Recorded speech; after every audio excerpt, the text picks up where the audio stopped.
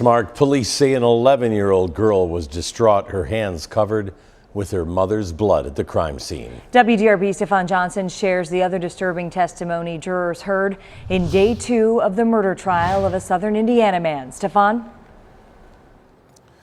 Well, good evening. Behind me today, here inside the Clark County Courthouse, jurors heard from the first responders on the scene in the Mac Lewis murder trial. He's the man accused of killing his wife in front of her 11-year-old daughter. Day 2 of Mac Lewis's murder trial starts with testimony from several first responders.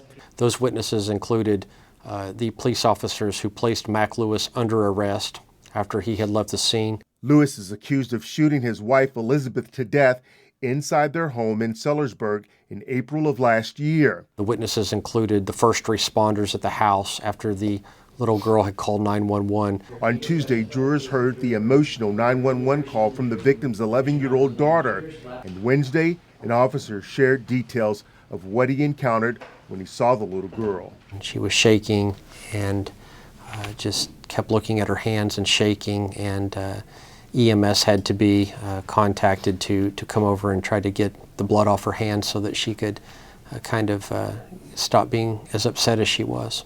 We heard the body cams on a couple of the officers. Mitchell Harlan is one of the attorneys representing Lewis and believes the second day of testimony supports his client's version of what happened, that he pointed the gun at himself. We feel like what he said there is really consistent with what we've thought all along, that he was attempting to commit suicide.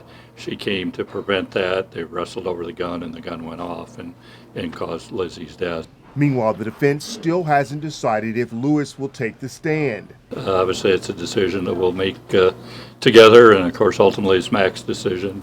Whether Lewis takes the stand or doesn't, you can expect the victim's family and friends to continue to pack the courtroom. What they've asked me to do is just between now and the verdict, to let everyone know that's been supportive of them. They appreciate it, and you can see the number of people that are in that courtroom to watch this process work its way out. And the victim's daughter, who was at the scene and made that 911 call, is expected to take the witness stand later this week.